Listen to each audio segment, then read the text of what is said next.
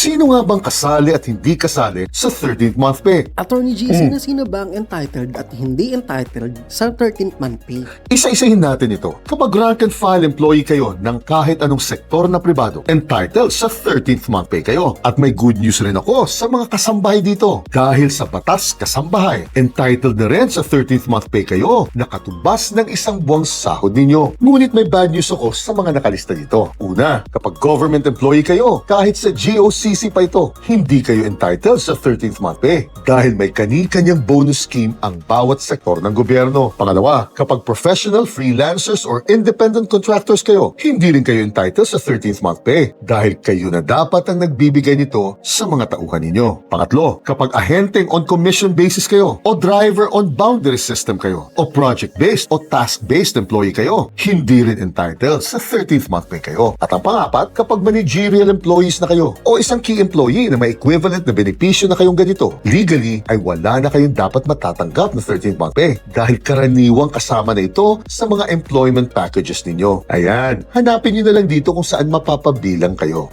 Jeanette.